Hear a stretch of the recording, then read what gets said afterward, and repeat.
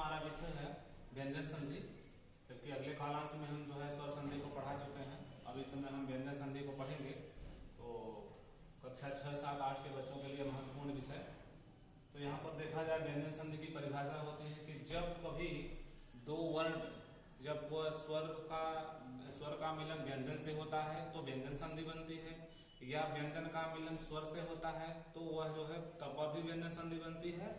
और अगर हम व्यंजन के साथ व्यंजन का मेल करा देते हैं फिर भी जो है व्यंजन संधि ही बन रहा है। तो यहाँ पर व्यंजन जोड़ स्वर बराबर व्यंजन कैसे।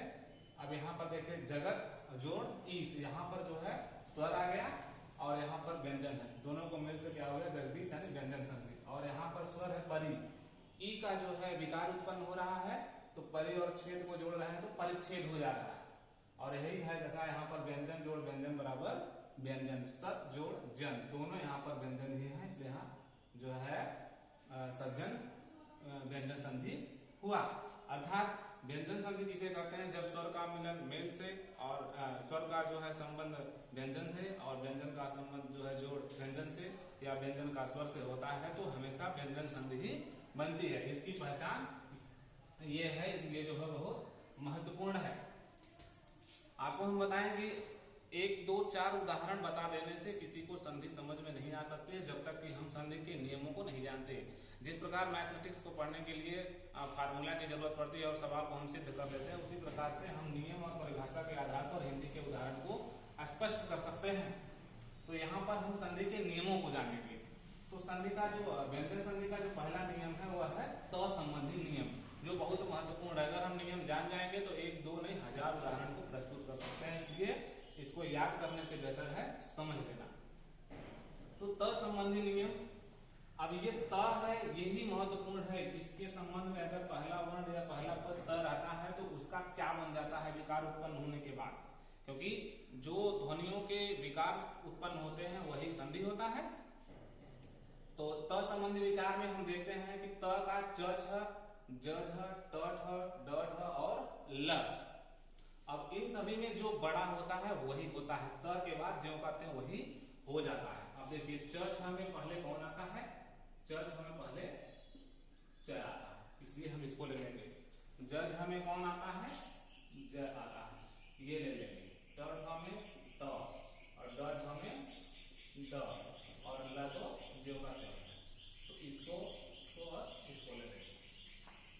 तो ये जो है च छ, ज झ, ट ठ, ड ढ और ल, इसको जो है हम बड़े भाई में बड़े अक्षरों में पक्षांतर कर लेते हैं। तो अब देखते हैं कि पहला नियम कैसे स्पष्ट होता है मेरा। तो जैसे मैं लिखा उत जोड़ चारण, मैंने कहा कि अगर पहले वर्ण के पहले जो ध्वनि है, पहला जो व्यंजन वर्ण है, अगर हम जब इसको संधि करते हैं तो त के स्थान पर च छ में च बन जाता है। इन दोनों में जो बड़ा रहता है वही ये बन जाता है। यह त जो है इस रूप में बदल जाता है। तो यह चारण जो है इसी का रूप और बढ़ जाएगा। यहाँ क्या हो जाएगा, उच्चारण। उत जोड़ चारण बराबर उच्चारण। इसी तरह से दूसरा है, अब अगर हम कहेंगे कि अगर त आया है तो इस त के बाद ज झ में क्या बन जाएगा, तो ये ज बन जाएगा। दूसरा उदाहरण देखिएगा, जैसे अभी हम कह दें उत जोड़ ज्वल बराबर क्या हो गया, उज्ज्वल।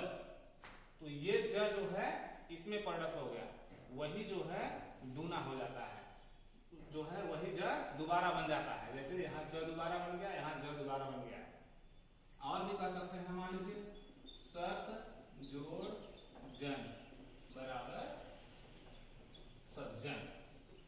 तो ये स्पष्ट हो गया। इसी आधार पर हम ट और ठ को देखेंगे कि अगर त के बाद दूसरी ध्वनि जो है, दूसरा पद या वर्ण जो है ट आता है तो वह दोबारा ट बन जाता है। जैसे अब इसको देखेंगे, मैंने लिखा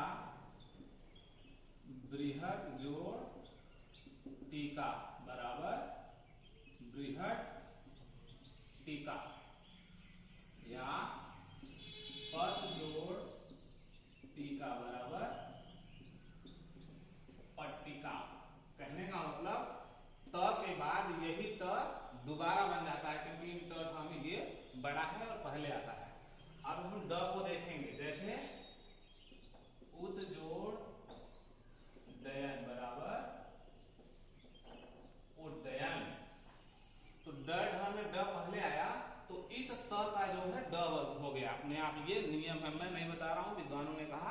ये संधि का हिंदी साहित्य का नियम है और नियमों को वो जो है चलना हमारा कर्तव्य है और जिससे हम संधि को जान सकते हैं। अब ये उदाहरण जो है ये द स्पष्ट हो गया। इसी प्रकार से हम ल को देखेंगे। त के बाद पहला वर्ण यानी पहली ध्वनिया या पहला पद में अगर ल आया तो दूसरे में जो है संधि करने पर यही ल ये जो ल में बदल जाएगा। जैसे अभी हम कहते हैं यहाँ पर तत् जोड़ ली, क्या हो गया तल्ली। ये त जो है ये ल में बदल गया और तल्ली हो गया। अभी हम कह देंगे उत जोड़ लास बराबर क्या हो गया उल्लास। कहने का मतलब ये जो त संबंधी नियम है यह जो है इन सभी ध्वनियों के आने के बाद दोबारा उसी में बदल जाता है। यानी ये तो है दो दो बार यहाँ और यहाँ दोनों हो जाते हैं। ये नियम आपके सामने स्पष्ट हुआ। अच्छा, तो आगे हम देखेंगे नियम नंबर 2। ये पहला नियम था। अब दूसरा नियम देखेंगे।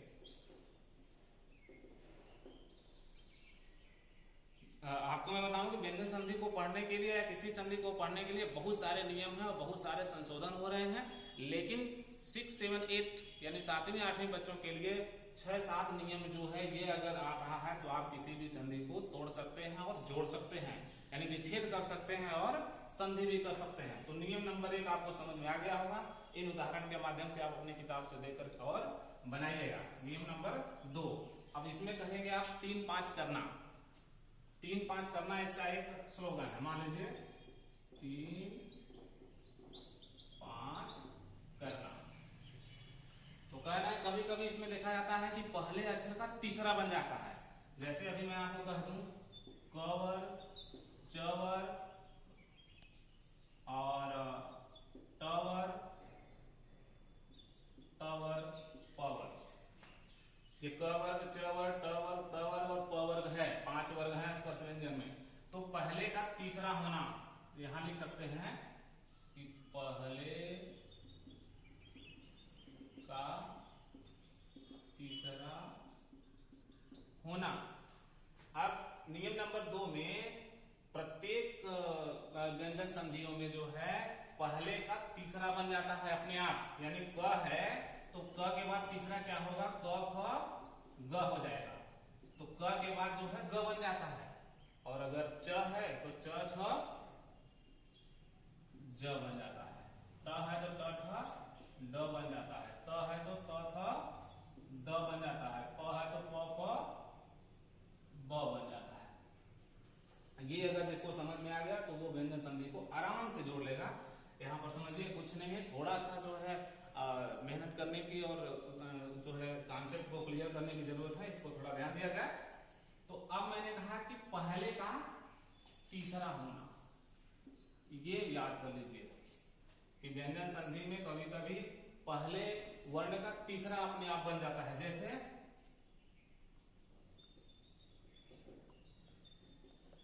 वाक जोड़ ईस बराबर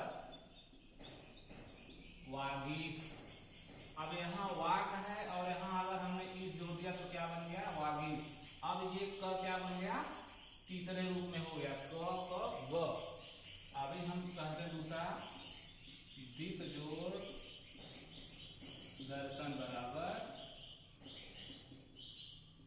दिग्दर्शन। तो कहने का मतलब यहाँ पर क है, यहाँ पर ग आ गया, तो पहले का तीसरा हो गया। समझ में आ गया। अभी हम दूसरा जो देते हैं, मान लीजिए अच जोड़ अंत बराबर अजंत। यहाँ च है तो च छ ज बन गया, यानी पहले का तीसरा हो गया। हमारा ये नियम सही साबित हुआ। अगला हम देखते हैं नियम नंबर 3, पहले का पांचवा होना। अभी आपने देखा कि पहले का तीसरा हुआ। अब देखेंगे कि पहले का पांचवा, यानी 3-5 करना। त संबंधी नियम, छ संबंधी नियम और न म स संबंधी नियम, और उसके बाद 3-5 करना। यही इसका जो है फंडा है, यही इसका जो है फार्मूला है, सूत्र है। तो पहले का पांचवा कैसे होगा, जैसे क का ग उसी प्रकार से क का अंग यानी क ख ग घ अंग पांचवा हो गया। त का त थ द ध न,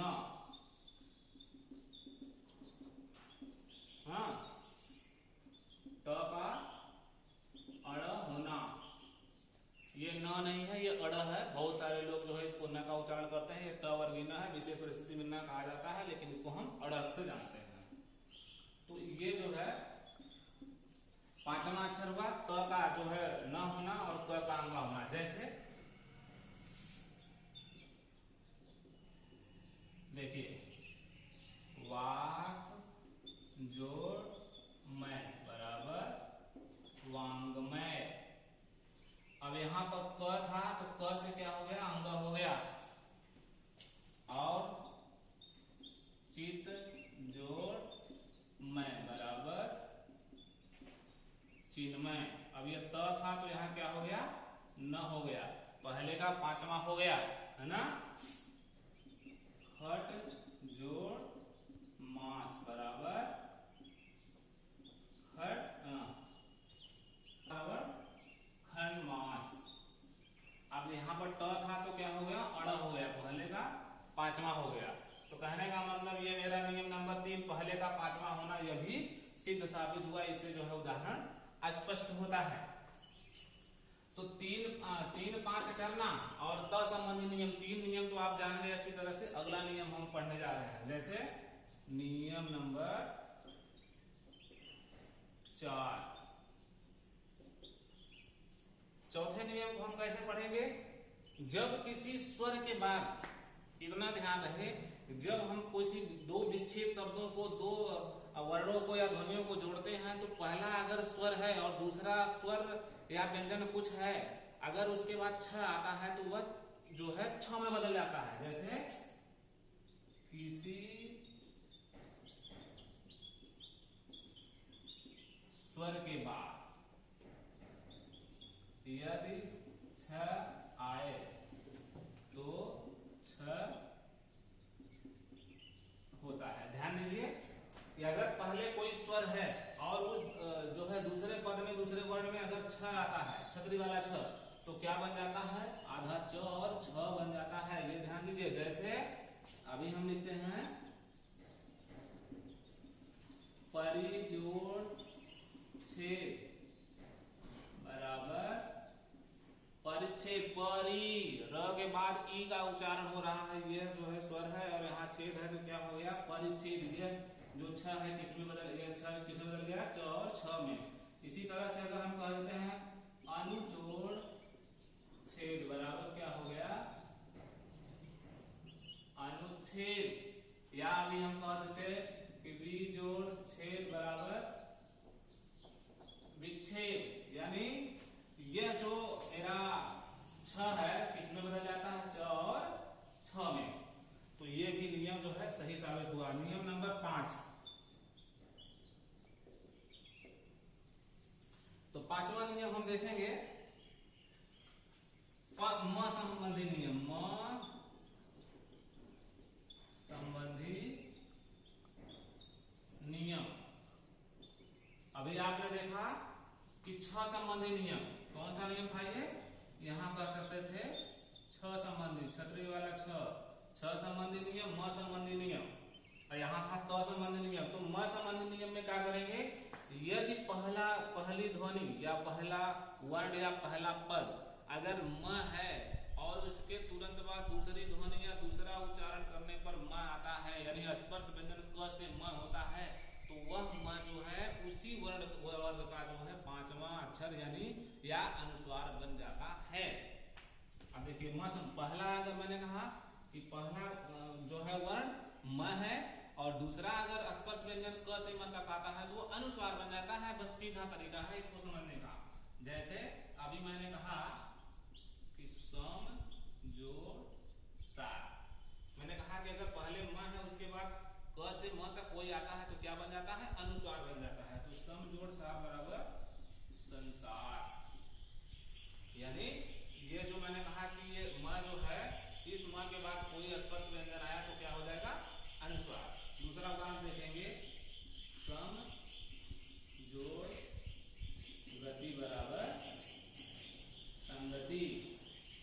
पर भी अनुसार हो गया। दूसरा में रख सकते हैं कि सम जोड़ तोष बराबर संतोष। तो ये उदाहरण भी स्पष्ट हुआ असंबंधी नियम में। अब हम देखेंगे नियम नंबर 6, संबंधी नियम। स का स होना। अब देखिए व्यंजन संधि में कभी स जो है स में बदल जाता है। अब देखिए ये स किस प्रकार स में बदल जाता है, खटकोड़ वाले स में। जब पहली ध्वनि अ आ के बाद अगर कोई भिन्न स्वर आता है, भिन्न ध्वनियां आती हैं, तो वहां पर अ आ के अलावा अगर कुछ आता है तो स का स बन जाता है। इस स का ये स बन जाता है। जैसे अभी हम कहते हैं वी जोड़ सम, अ आ के अलावा यहाँ क्या है, दीर्घ संधि जो है ह्रस्व संधि है। तो यहाँ पर भी यानी वी जोड़ सम बराबर क्या हो गया, विषम, है ना। नी जोड़ से बराबर निषेध। तो यहां जो है आप देखिए विषम और निषेध।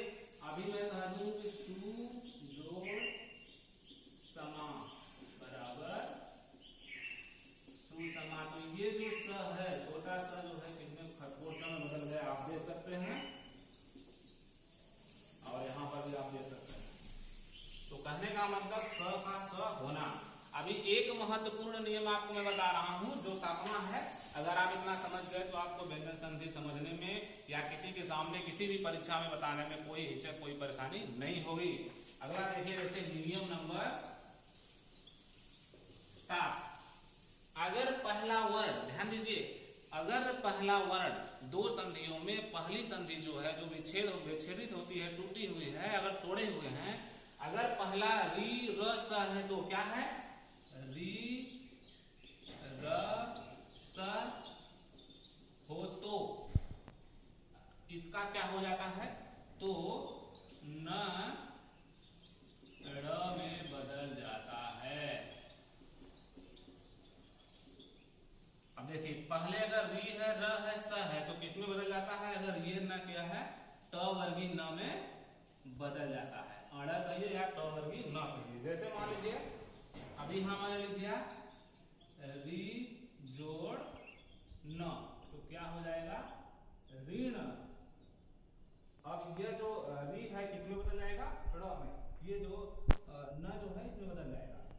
अभी दूसरा मैं कह दूं कृष जोड़ न बराबर कृष्ण, ठीक है। अभी र है तो ये इस र, अगर पहली ध्वनि र है तो दूसरी ध्वनि जो है ये न को क्या कर देता है, अड़ बना देता है। जैसे परि जोड़ नाम, क्या हो जाएगा तब परिणाम। अब मैंने कहा कि यह न जो है अड़ में बदल जाएगा, कब, जब यह र होगा और री होगा या फिर स होगा, है ना। तो ये परिणाम या राम जोड़ आयन बराबर रामायण, है ना। अब यहां पर एक और बचा है, जैसे ये सोस जोड़ न, क्या हो गया शोषण। ये न जो है इस स के कारण क्या हो गया, जो है ट वर्गी न में हो गया शोषण। या चर जोड़ अन बराबर चरण, तो ये न जो है अड़ में बदल गया या ट वर्गी न में बदल गया। इस प्रकार से ये 7 प्रकार के जो व्यंजन संधि नियम हैं, इस नियमों को ध्यान से पढ़िए। एक बार, 2 बार नहीं, 3 बार इसको देखिए, और इसको देखने के बाद अपनी किताब के जो उदाहरण हैं इस परिभाषा के आधार पर इसको सिद्ध कीजिए, आपको समझ में आ जाएगा। 1 बार, 3 बार, 2 बार मेहनत कीजिए, आप हजारों संधि को समझ सकते हैं और समझा सकते हैं। और तब तक अगला जो है विसर्ग संधि दूसरे कालांश में देखा जाएगा। और मुझे उम्मीद है कि आपको समझ में आ गया होगा। अधिक जानकारी के लिए पंकज दुबे साहित्य यूट्यूब चैनल को देखें। धन्यवाद।